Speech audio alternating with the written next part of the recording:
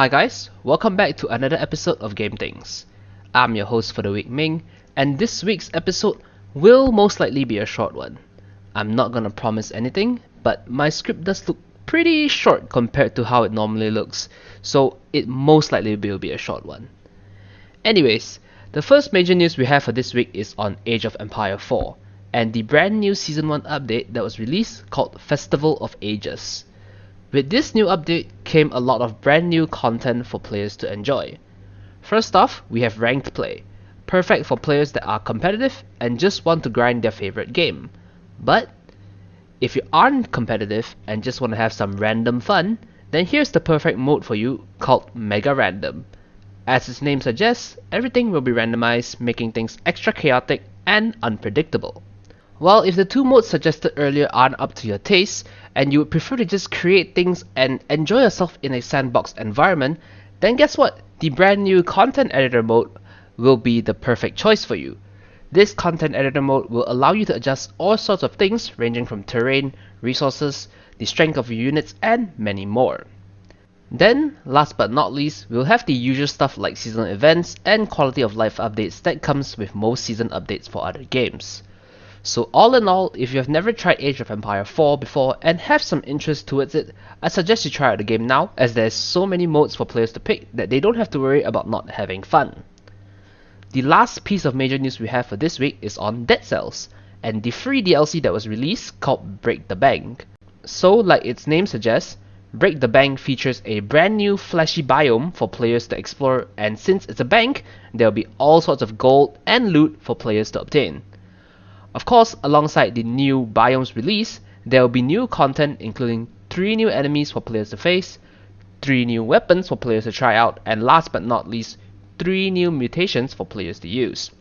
All in all, the DLC looks pretty good with its pretty biome design, and since Dead Cells is effectively a roguelike game, you can keep coming back to the game even after you have 100% the game. Of course, with new free DLC being released, you'll definitely not get bored of the game at all, so if you have never tried out the game and just like to enjoy a good dungeon crawler or roguelike, I suggest getting Dead Cells to try out and you will not regret your purchase at all. Now we move on to our flash news segment. So the first news we have is regarding the yearly E3 event. So unfortunately, E3 will not be taking place this year, but we will at the very least get PC Gaming Show on the 12th of June. So while it sucks to not be able to see all sorts of showcases held during the duration of E3, at least we'll get other events that will have all sorts of gaming news as well. And don't worry, we at Game Things will definitely cover this, and you guys will definitely not want to miss out, so be sure to like and subscribe to stay up to date on all these news when it's released. The second piece of news we have is on the alpha gameplay footage of Diablo 4. So over the past week, we have a 6-minute long footage of the upcoming Diablo 4. The footage does not showcase any combat, but instead focuses on showing the environment, music, and overall updates to the graphics. Honestly, I was really hoping to see some sort of combat since it's a gameplay footage, but I guess showing off beautiful visuals is fine as well. If you are a fan of the Diablo series, I suggest taking a look at the video as the graphics are rather pleasing to the eye. The third piece of flash news we have for this week is on the Stanley Parable Ultra Deluxe version. This Ultra Deluxe version is basically a remastered version of the original 2013 Stanley Parable game, but with more content including new choices and secrets for players to choose and uncover. Of course, since it's effectively a remaster, it will also have improved graphical updates as well. The game will be releasing on the 27th of April on PS4, PS5, Switch, Xbox One, Xbox Series X and S, as well as PC on Steam. If you like a heavy narrative game with discussion on philosophy, I highly suggest checking this game out as it is one of the best in this particular topic. Our last piece of flash news we have today features a classic. We are finally getting a sequel to Monkey Island 2 called Return to Monkey Island. This marks the return of a game that was first released 31 years ago, and there is definitely a lot of excitement for it, as Monkey Island 2 is a very good title after all. And the best part is that this game will be releasing this year, so for those of you that want a trip down memory lane, you will not have to wait too long for the game. And that's all we have for Flash News for this week, and now we jump straight to the hot releases for this week as we don't have any game delays to announce, which is definitely great news.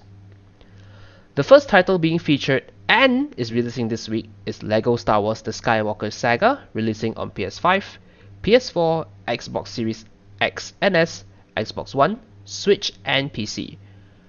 We have already covered this title before in one of our previous episodes, so we aren't gonna go into detail this time, but to simplify things, I would say that this title is very worth looking at, regardless if you are a fan of the Star Wars series or not.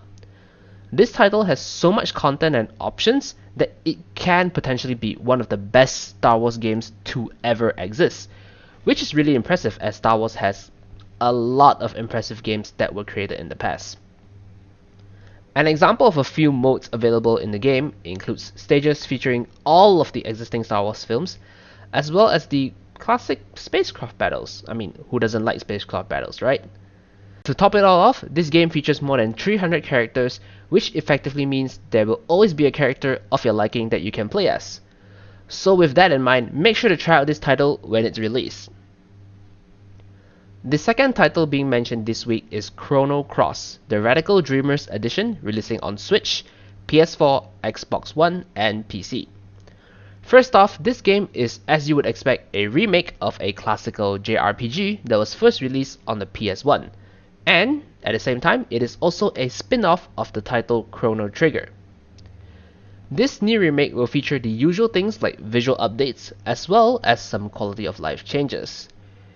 Gameplay-wise, the game is played like the original Final Fantasy from that era, with its turn-based mechanic, but instead of mana, the game utilizes stamina, which is a required resource for all actions during combat. Use up all your stamina, and your enemy will take multiple turns before it's back to your turn, so there's quite a bit of strategy and depth for this turn-based system that the game features. All in all, like most other JRPGs out there, the game has a decent storyline and great visuals to boot. If you're looking for a decent JRPG to play, maybe check out this title. While it wasn't as successful as Chrono Trigger, it is still a decent title irregardless. And that's all we have for releases this week, so now let's move on to our final segment covering free things. And guess what? We have a whole lot of them this week. First off, for Xbox games with gold, we have Another Side, Hue, Outpost Kaloki X, MX vs ATV Alive. Then for PS Plus, we have Hood, Outlaws and Legends, both for PS5 and PS4, SpongeBob Battle for Bikini Bottom Rehydrated for the PS4, and last but not least, Slay the Spire for PS4. So be sure to grab that as well. Like, you definitely do not want to miss Slay the Spire. It's a very good title.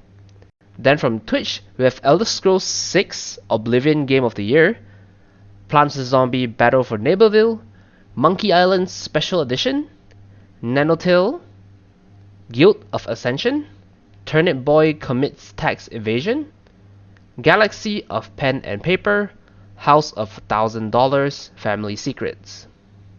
The last platform that is giving out free games is, of course, Epic Games Store. And this week we only have 2 of those titles, but 2 is still pretty good. The first title is Rogue Legacy, and the other title is The Vanishing of Ethan Carter. So with that in mind, make sure you guys claim all these free games if you're eligible for it, and make sure you guys don't miss out. I mean, who hates free games, right? It's free, come on. Anyways, that wraps up our episode for this week. I hope you guys enjoyed the episode. I was your host for the week, Ming, and that's all from me, folks. Goodbye and stay safe.